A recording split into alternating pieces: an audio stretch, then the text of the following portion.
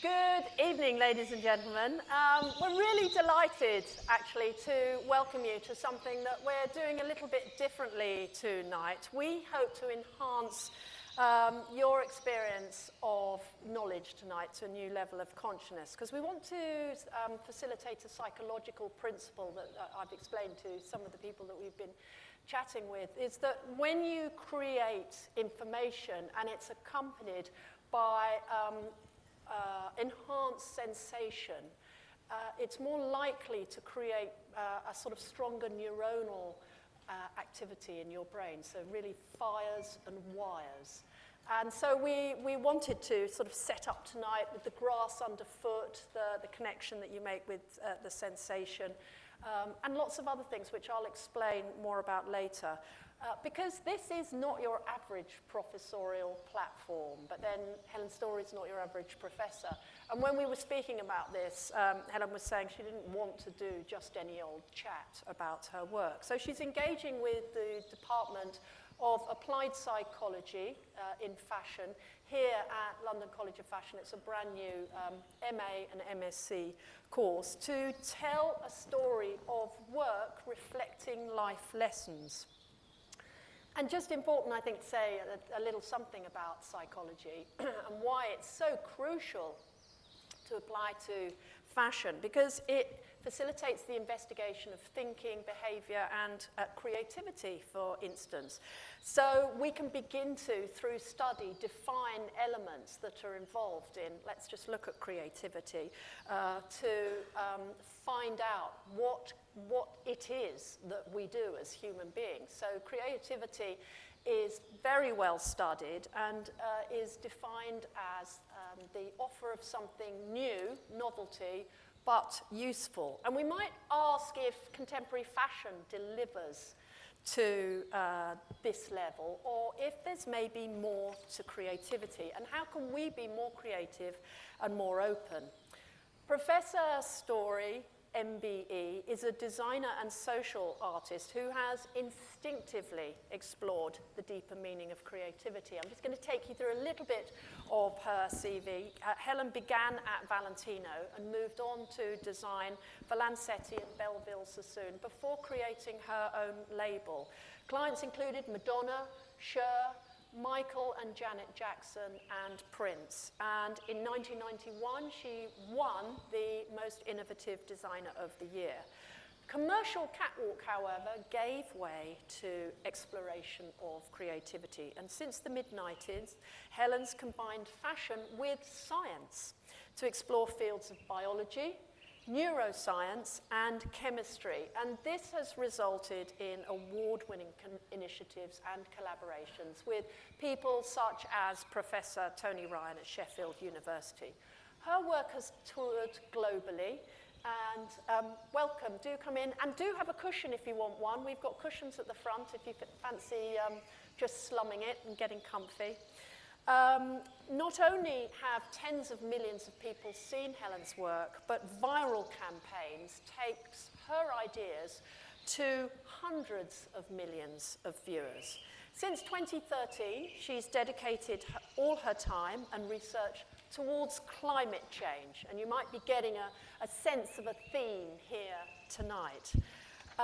She's also very interested in our relationship to climate change. Last year, she was awarded Royal Designer for Industry in 2014. And tonight, via conversation and a few further psychological concepts, we're going to talk about creativity and life lessons. All tweeting and online activity to spread the conversation is welcome. And Helen, we're going to be celebrating your dress of glass and frame, which is the centerpiece. And as we invite Nadia to light this for us, it's going to perform two functions. It's not just going to look visually stunning, but we're going to be using the flame to mark the passing of time, relying upon natural phenomena and engaging with it in the way that nature intended. That's part of the significance of this piece, isn't it? I'd love you to just tell us more about, it is simply stunning, isn't it? I'd love you to tell us how it came about. She came about at a time when I felt that I'd been diving into research and I might disappear into research forever and never surface again. So I wanted to do a piece that in some ways would remind people of my love of materials, my love of alchemy, just what can happen when science, art and fashion and technology come together. And she was a bit of a risk. I don't know if you know much about making glass, but basically you hand over your creativity to the glass maker.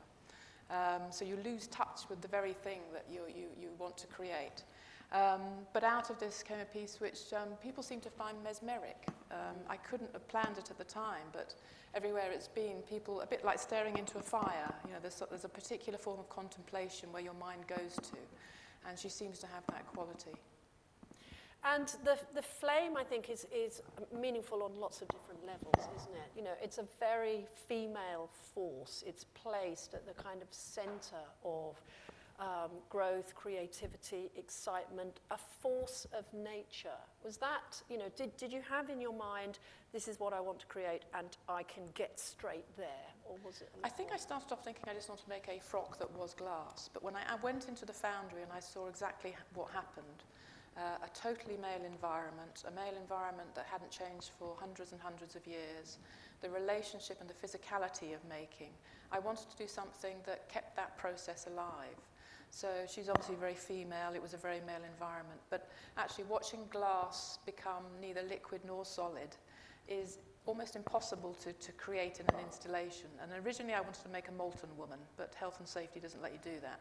So this was as close as I could get to a molten woman, and it was deliberate that the flame is within her belly.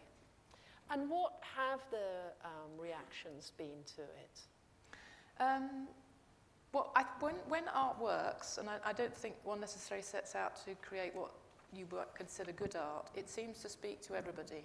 So I've watched sort of 7-year-olds kind of sit on the floor and just stare at it for hours.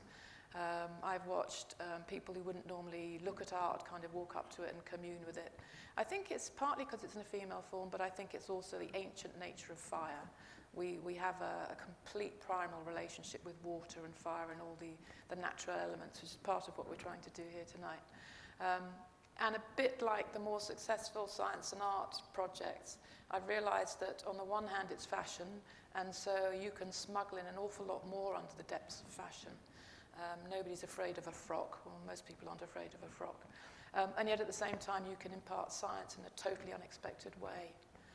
And I think we need the kind of human imaginations nowadays that can kind of gravitate between those two things. And I think that's a really important part of what you do, actually, because there is a level of unexpected and there is a level of having your own perception of creativity. What is fashion? What is a combination of fashion and science? Having that challenged, and that's part of the strength. We all, when we think about our own creativity, come to a point, I hope, of recognition of our uniqueness and our authenticity, what it is that we have to say.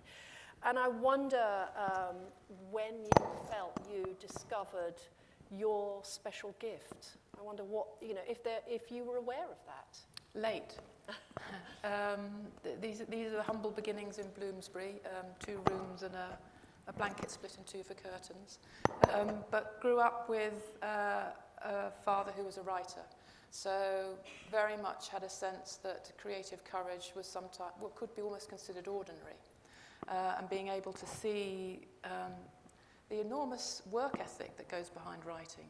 And I think in his case, his father had been a coal miner, and this was his way of being at the pit face. You know, he had to do his 8 hours. And so I grew up very much knowing that creativity and working in that way was all-consuming. And then some of these other images, this apparently is my first self-portrait. I have no memory of it other than I really fell in love with this red Indian headdress. But I also, sometimes when I see this, I think I was 3 or 4, I think there's a face within a face there, which is a bit of a clue going on to later life. But I want to just come back to your father's beginning before we talk about the young Helen, because I've prized certain things out of you in my preparation, and you talked about there being a price to pay for living with creativity? It can be mistaken for depression. The power of where you have to withdraw to in order to create something was something that I lived with. And I very often felt I had to almost creep around it. And as a young child, you wonder whether you're more important than it. And it wasn't until later in life, until I had my own children, that I understood what that kind of pull is. But actually that power of creativity comes from the very same place that it takes to actually give birth and bring a child into the world. But I think I misunderstood it a lot at the beginning. It also kind of made me feel curious and ambitious, because to see somebody so absolutely obsessed with a process was something that was just fascinating to be around. Did you ever speak to your father about his ebb and flow? We weren't really supposed to. That was the feeling I got. I remember my most rebellious moment when I was 5 was I with plasticine, stuck some rather obscene words on his writing wall. And I think that was me feeling like I was kind of in competition with it, and kind of wanting to win out.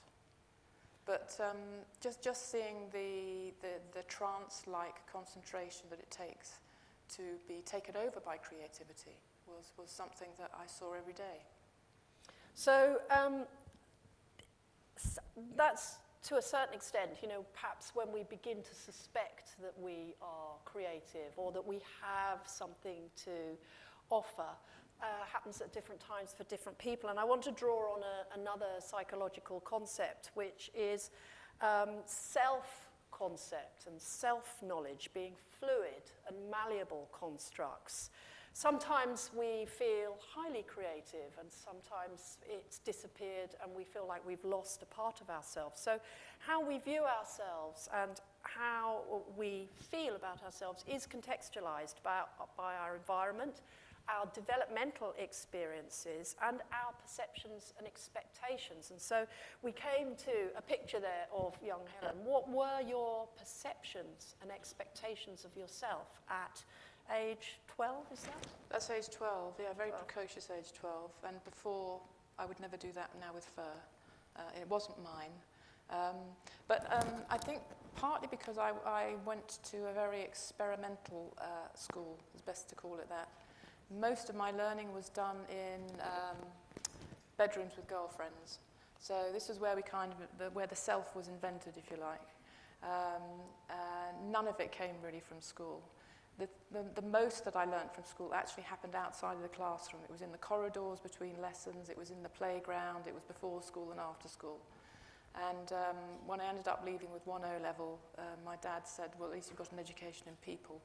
So I think that the bit that I really, really honed was this ability to read people, partly, out of fear and wanting to survive in a school that was totally, in chaos. But there was something about really understanding the language of what people meant, even despite what they were saying. Reading people through their clothes, reading people through their body language. Those were my early lessons. It wasn't, traditional O-levels. It was street life. And you needed, in some ways, to find people to believe in you, because you hadn't found that at school, had you? Yeah. I found it late, as I said. Foundation course at Kingston was the best year of my life. In a sort of beaten-up garage with lots of other people who had no idea who they were yet. And I realised sort of on day 2 we'd been cast a bit like a play and been deliberately thrown together, this huge collision of different personalities. I was the only sort of girl from North London with no education, but there were people from all over the country there. And I still didn't know what I wanted to do. I got kicked out of sculpture because I burst my plaster of Paris moulds and managed to join everybody's sculptures together. And so that was sort of considered disrespect at the minimum, and way too early to consider it a sort of concept art. So I found myself sort of kicked out of that class, but was chosen by a formidable woman who ran Kingston Fashion School called Daphne Brooker, who came round a bit like Margaret Thatcher and picked 3 of us. She just pointed at us. She didn't actually say, what it was about our work. She just went. And then I was in Kingston. And that's where I met this gentleman here on the left-hand side. He's called Richard Knott. He started a fashion company called Workers for Freedom, actually, which many people from sort of 80s and 90s will know. And he was the person that said, you have got something. And he didn't ever say it, but he just pushed me and pushed me and pushed me. And I just found a way that whatever I was feeling was intuitive was going to have the value. And he just encouraged me to go to the edge of that. And so, yes, I found out what I was doing age 20. And that whole experience of college and moving through it and into fashion, that was your standard costume in the day. Yes. You know, that was really how you began to experience yourself, wasn't it? I'm really interested in your beginnings at Valentino, because that must have been a hugely intimidating environment for someone with not very much confidence. Yeah. I actually wanted to be at Gautier, and I missed the job by about 2 hours. One of the things that Kingston was excellent at was placing you in good designer companies. And in the way that it's more sort of mainstream now. Daphne Brooker was absolutely excellent about that. And actually there was already a legacy of ex-Kingston students going to work for Valentino, so I was sort of following in the slipstream of others who had really proved their worth. But I didn't design in any way that might be considered to be a sort of Valentino frock, or certainly not a Valentino woman. I mean, I'd gone for Gautier and I'd ended up with Valentino. But it was an extraordinary thing. I went on a windsurfing holiday after my final degree show, got a call to get to Rome, knocked on the door, and as I knocked on the door, a girl was screaming in tears, running out the other way, and I got her job. My mum sent a suitcase out, and I didn't go back to London. And that didn't alert you to anything at that point? I mean, what is extraordinary about working for places like Valentino is to see how empires work in a way that we still can't in Britain. I mean, we have our Paul Smiths and our Catherine Hamnets, etc., but to work with a designer who turns out 65 collections a year, to be involved in all of them at some level, and to watch how you go from having that high couture dream and how it gets then watered down, I guess, but, you know, manipulated and changed into all these other collections was quite something to see. And if there was something that you did learn from your time at Valentino, does anything stand out? Well, in the end, I think the difficulty I had with working at Valentino was what made me leave. There was a very particular way to view a woman, and every time there were castings, for example, for couture or for ready-to-wear, there would be 25 women in white coats and us, the kind of core team, in a room about this size, and a woman would have to walk in absolutely naked into the middle of the room, pivot, and she would be blessed with a look or not, and then leave. And I found that absolutely shocking. And there was a banishment of hips, and there was a banishment of breasts, and I just increasingly couldn't identify. And there were phrases like, you can never be too rich or too thin, you know, it's to die for, you know, all this sort of campness, which was always meant in a light-hearted way, but at some level I felt really uneasy about it. And then one day on the corner of Via Condotti, I saw this extraordinary window display go in, and it was by a duo called Body Map. And I was riven with envy and jealousy. I just thought, that's what living looks like. That's what a live design looks like. Spent very little time with Lancetti, who was sort of at the bottom of the Stanley steps whilst Valentino was at the top. But learned a huge amount, and then thought, I have to come back to London. I think London is where it is. And you began with your own collection. Yes. And so we're going to have a sort of quick look through, because you've picked out some pictures. Tell us the significance of the ones you've picked out. So came back to London, joined Amalgamated Talent with Caroline Coates, who's sitting somewhere in the audience, who's still very much a creative partner today. And these were just shots that we took when we were 10 years old. You know, we'd survived 10 years, which is quite something as a young designer in London still. This is the rubbish bag skirt. It was the beginning of what we would now call upcycling, but what I was really interested in was making better use of what already existed and seeing if I could turn that into fashion. And I have to say, sitting in the audience for that catwalk show, when out came the dresses, amazing ball gowns made out of black bin bags, long time before the conversation around sustainability, upcycling. I'd never heard of the word upcycling. It didn't exist then. When that came out. And there was a real sense of people in the room just not knowing what to make of it. Whereas further along, we're so much better educated now. It was a real fashion moment, as they say. I think it got labelled grunge in the end, but it was a real nasty pill after the 1980s, where you paid good money for good shoulder pads, and this was absolutely the opposite of that. And this was kind of experimenting with a sort of wink at couture. So these were taking Givenchy and Dior patterns, really, really old patterns, but using dishcloth and household textiles to reinvent what they might mean to us. And the deal was it all had to cost $5. So it's sort of playing with those extremes of couture and not having money. We traded on these half and half leather pants for about 5 years. There's always one thing that's usually black and usually keeps you going. And the zips, again, were a way of using waste in a decorative way. And these were messing around with print techniques in the early 90s with Trish Belford. And this is the beginning of another period. And we're going to talk more about that, but I also want to just bring in our audience as part of what we're doing tonight is really pursuing enhanced brain activity. So to excite those brain cells, we wanted to add fragrances. You would have smelt one when you came in. You have a scroll with 5 fragrances on it. And as each sound comes to you, we would like you to just focus on, you can work your way across, just focus on the first ribbon and inhale. All of these fragrances have been curated for us by Givaudan to really promote alertness. And to excite that neural activity. So it's really just a fun experiment, which we hope that will maybe elicit a little bit of cognitive arousal. What I'd like to find out, Helen, is a really crucial learning moment for you. That moment when the brain fires and wires and you have like a eureka moment or I get it. Yeah. It always comes with working with someone who you might perceive as your opposite. And in the first instance, it was working with my sister on Primitive Streak. Very, very different people. I left school with 1 O-level. She left with 12 and went on to California, Berkeley, and all the rest of it. And this learning and coming together of two sisters who had very different experiences of learning was something that I realised actually at the time was quite frightening, but looking back on it, it took me into a completely new space.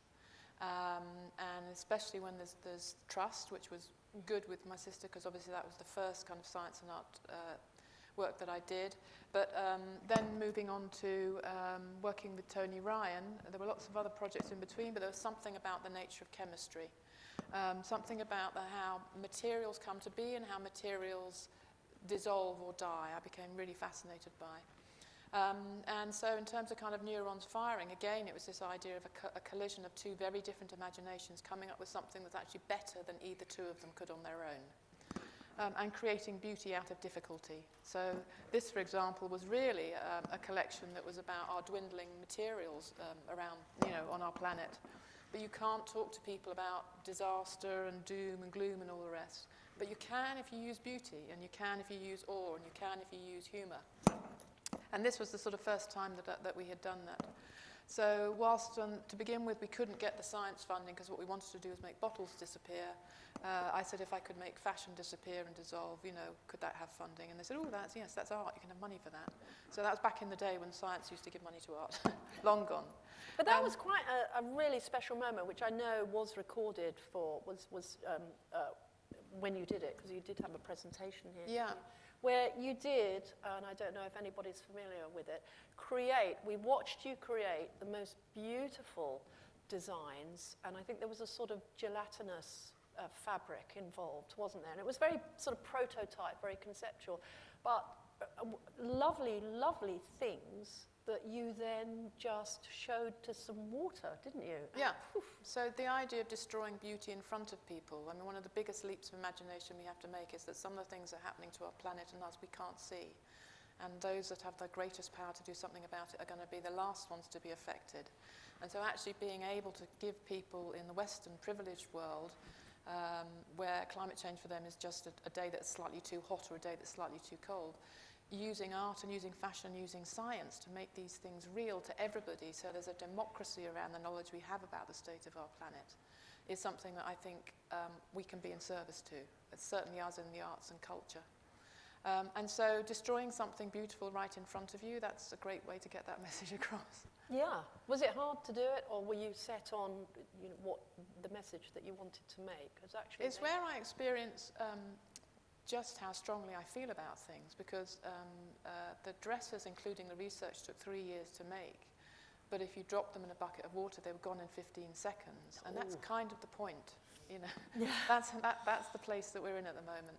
And I can remember the first one we dissolved here, actually, at London College of Fashion, and the textile designers who'd spent ages and ages and ages creating effects where different colours would chase each other in the water, and there was a kind of biology of ballet that happened underneath, ringing me up going, no! And it was just, they couldn't take it, actually.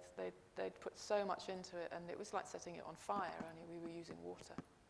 Yeah, but nonetheless, that crucial energy was the thing that you have increasingly devoted your time to. Your next project, I think, catalytic clothing. Yes. Have you got a picture of Yes, that? there it is. Yes, so that's the very lovely Erin O'Connor, who is wearing a dress which is actually extremely painful to wear, because the first hybrid dress, which was this one, we were taking a technology that already exists. So air purification exists on urban surfaces. And so the inside of this dress was sprayed with pearls of concrete. So Erin was quite cut up after she finished wearing this. But the idea of this was not to waste human ingenuity, not to waste what already exists. Stop starting all over again if something can do something extraordinary. This technology doesn't work particularly well on urban surfaces. In all the spaces where it's been used around Westminster, on school walls and things, it can really only deal with a sort of, a couple of inches of pollution. But put it on us, we are the surface area of a tennis court, and we're walking around and we're in the problem, we create the problem, and we're the most powerful catalyzers on Earth. And so this was the idea of creating it into a laundry product, so we're not asking you to buy any special designer thing. It's about radicalizing what you already own in completely new ways. And again, these ideas couldn't exist unless we talk to our opposites, unless we talk to our other disciplines. And that's key, isn't it? Making a relationship with a big corporate who can facilitate. But also imagining things that they can't. I mean, the most interesting thing about this project, and this goes back to what I was saying, that the neurons fire when the projects start to ask questions of you. So this project it has almost stalled, but not quite. It's sitting in the R&D department of one of the biggest laundry makers on the planet.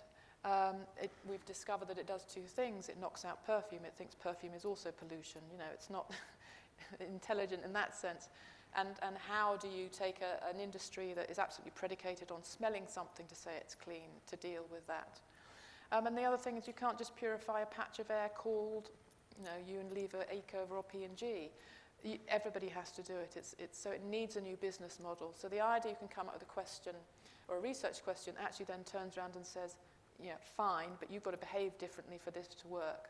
But I think those challenges are the challenges that are of our time. And want to continue pondering. Something maybe easier, happiness. Positive psychology points to states of happiness as existing as two concepts. Hedonic happiness, which is gratification in the moment. You might like to just have another little inhalation of the next strip. And eudaimonic happiness, which is purpose, well-being, and a life lived with meaning.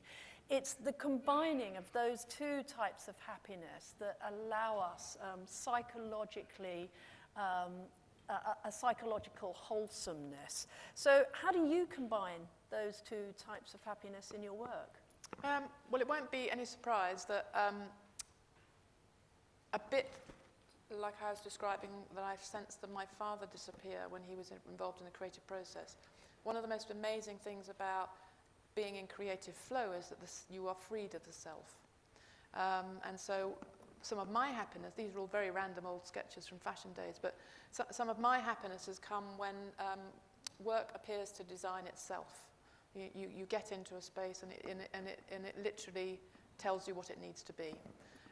So that's definitely one kind of happiness. The other kind of happiness is when you do something on a catwalk and everybody gets it. And if everybody gets it and you're a tiny bit ahead of your time, then that's even more sort of joyful. It doesn't last very long. That's not sustainable happiness, that one.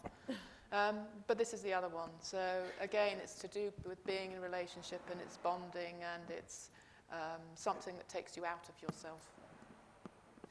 And that, the relationship is a real key, isn't it? You know, I think in fashion we are into making connections with other people via our clothing without having to open our mouth.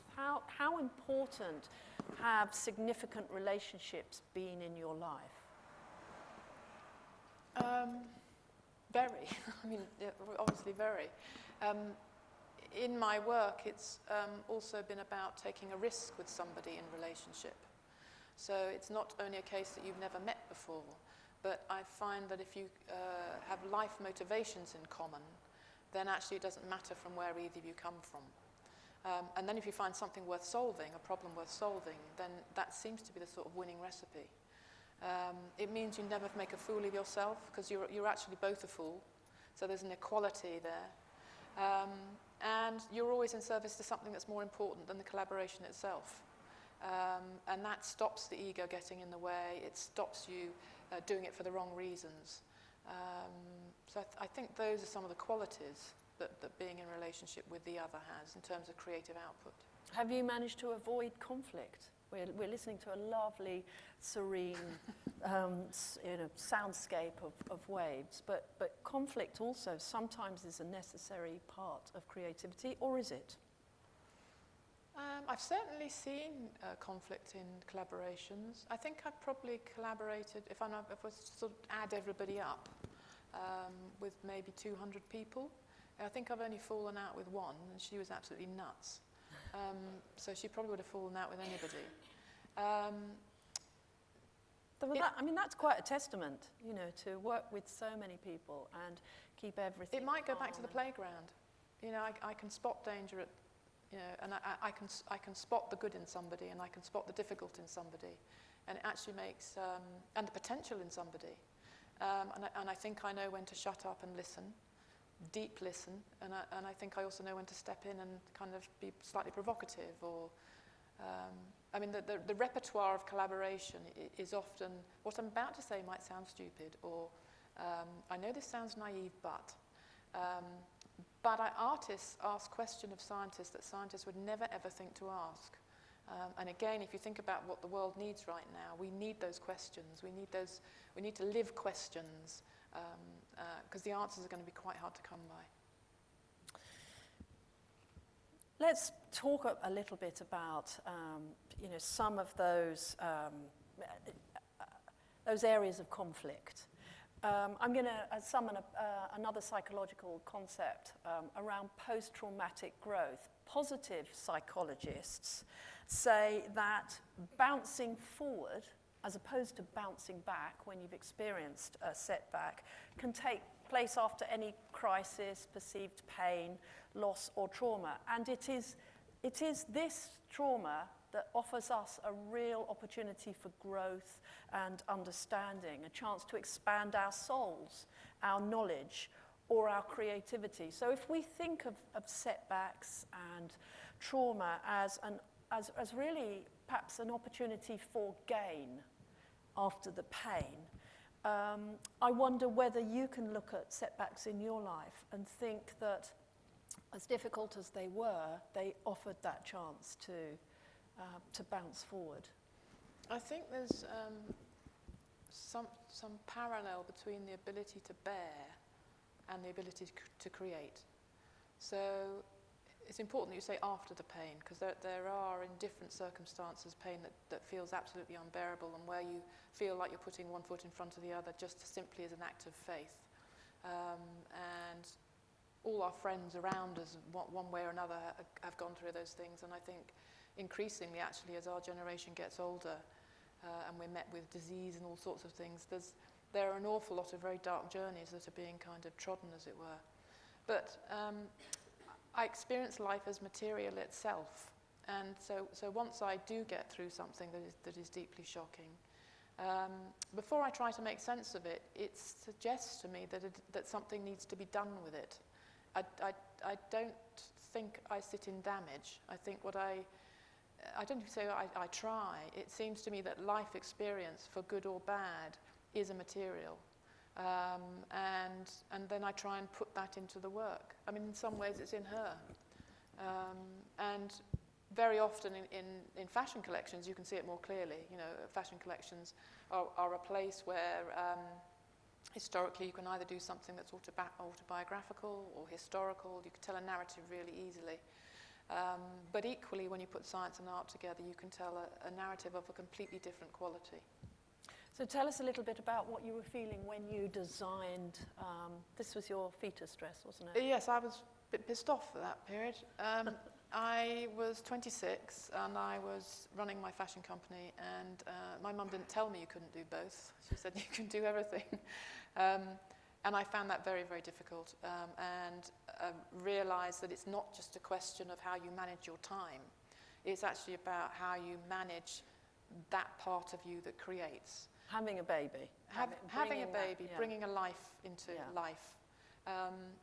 It actually vies for competition in the part of the mind, wherever that is, that does create things in any case.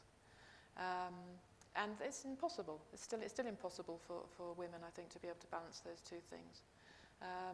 But hopefully society is changing a bit more, and now being able to not do what I did, which was go back to work 2 weeks later, spouting milk, being in front of venture capitalists and literally sort of doing that whilst asking for money. I mean, the pressure I felt internally to get back to work fast was one of my regrets, actually.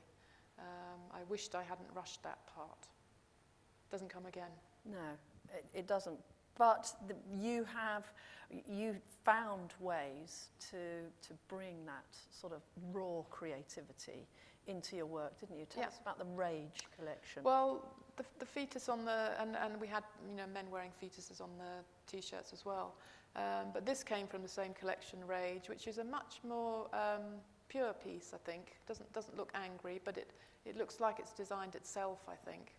And those were the finale pieces from that same collection. So I think even the act of taking the Rage and doing something with it meant that by the time I'd got to the end of that collection, something was already shifting. And that life experience, that collateral, had been put to some sort of use. And because we're being timed by the flame, so I'm just looking at it, getting a little lower. Take us through these next few slides. Lucinda Chambers is one of my most all-time favourite stylists, and this piece was actually, this is a bit of an illusion actually, because this dress has no back. So it was the last catwalk show that we did, which was also quite traumatic because we knew it was going to be. But rather prophetically, it was in the tunnel which links the Science Museum and the Natural History Museum. And little did I know, a few months later, I'd be wandering into the world of science. But she's just still eternally gifted, and I absolutely loved this picture. It's amazing how much press you get when you go bust.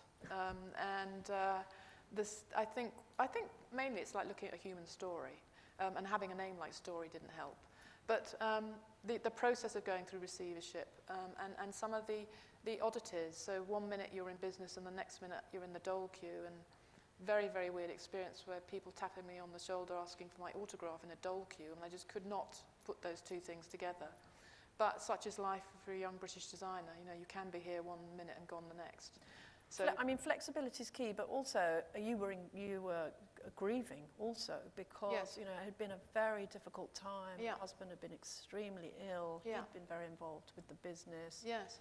You know, that in itself Yeah. is a huge, huge thing to deal with. Yeah, but also it shows you what matters very, very fast. And actually a lot of the things that I might have held, you know, in my body and in my mind for longer, I didn't. There's nothing like sort of seeing life and death situations to show you what matters, and to also show you who are your friends, and who stands up in an instant, you know, come what may. So it's actually sometimes harder to go back to ordinary life after trauma, because in trauma only what matters happens. And going back to the drudge of a routine or doing something when you just know how it's going to turn out, you can't do that ever again, really. That might be something to do with the risk of going towards science, that you're prepared to risk more once you have almost lost everything anyway.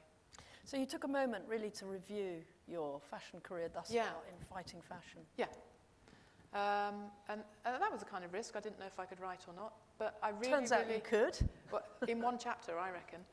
But the one chapter that, as you know, wrote itself, was the chapter about cancer. And I think that was really, really cathartic. I don't like the word cathartic. I find it a rather lazy word, a bit like sort of pretty or creative. But it was important to sit still, and they paid me to sit still. I still had to write it for Fashion Week and get it out for Fashion Week. But it was a good process to have done. Coming to almost our penultimate question, it is in fact. We're out of light. I'm just keeping an eye on Yeah. the time. Oh, so we'll race through these then. Psychologically, we have the opportunity to explore the possible self or the idealized self. And we make upward comparisons in terms of aspiration, but downward comparisons in terms of self-esteem when we compare ourselves to others or to other possible selves. Do you think possible selves in fashion are limited? And how can we produce imagery or communication that invites a sense of wonder around multiple possible selves? So this is the one question I don't know how to answer. But there's a film I want to show. It does link, though, back to everything that we've been saying about a constant process of self-realization. That it was about nearly 2 years ago now that I sat down with some climate scientists and some people who were projecting the future for Unilever, and some psychologists at Exeter University who were looking at the difficulty we have with climate change as a species and why we keep getting stuck, why we avoid it, why we only think in periods of 5 years, why we don't see the longer term, why we can't connect to those that are not yet born. From the minute I've heard that conversation, my life has changed irrevocably, and I can only work in service to climate change. Putting climate change and fashion together, on the face of it, seems absolute nonsense. On the one hand, we are very much part of the problem. But on the other hand, everything I've learnt up to this point has almost been in service to this, because I know the power of fashion, I know the power of clothes, and I know the power, the alternative ways they can give us into access to the things that we find most difficult. So this film ends up with 3 questions, and for me they are the questions of our time. And the project is now taking off, which is fantastic. And really we're trying to have the difficult conversation, but we're trying, as ever, to have the difficult conversation in a way that engages people and doesn't turn them away. There's a wonderful paper called The Dragons of Inaction, written by someone called Robert Gifford, and they're the 12 reasons why we will always find it hard to engage with the idea of our destiny and our demise. And they range from everything from God will solve it, tech will solve it, it's not happening. And talking to some people, the most extreme one I've heard of all is, when the shit really hits the fan, I'm going to be dead, and so is everybody I love. And I can't believe it when I hear things like that. So everything that I'm doing now, and everything that I am muddling through in a way, because some of this is muddling through, is in service to that. And this film that you're going to see was made in an afternoon, but is something we're beginning to send round virally. And we're working with all sorts of different populations to try and find different ways to talk about climate change, to see if there is a way for us simply to be in relationship with it. because until we learn how to be in relationship with it, we won't even get to the stage where we know what to do. Let's have a look.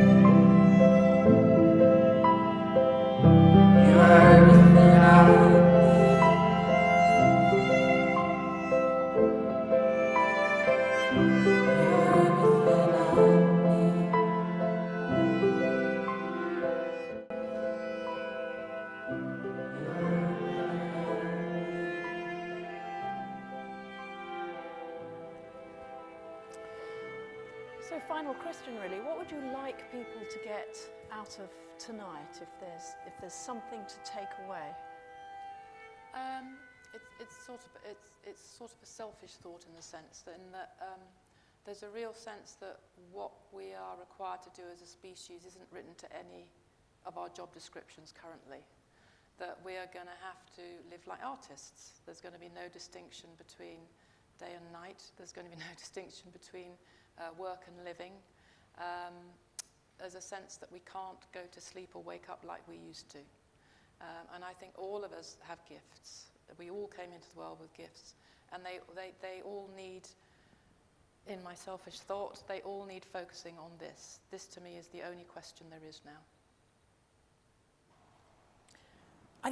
On that final note, I think one of the most exciting things about education, and one of the reasons why we're all here, is the opportunity for new ideas and new ways of doing things. And there increasingly now is recognition that the dynamic of fashion, where people live under such pressure, and are forced to operate in an environment which does affect their self-esteem very negatively, needs to be mitigated by support, in those situations, psychological support. We look at our work system, and certainly in the UK, we are the most overworked and kind of serene group of people, and we can't equate happiness with sort of national output. And we are all coming to that kind of position ourselves, I think, and to encourage our young creatives not to give up everything in pursuit of the wage packet, because actually we all know there is more to life than what's in your wage packet at the end of the day.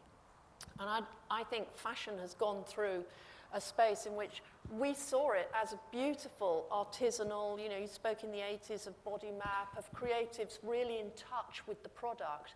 But the brand has become bigger and bigger and bigger at the expense of the individual. To me, there's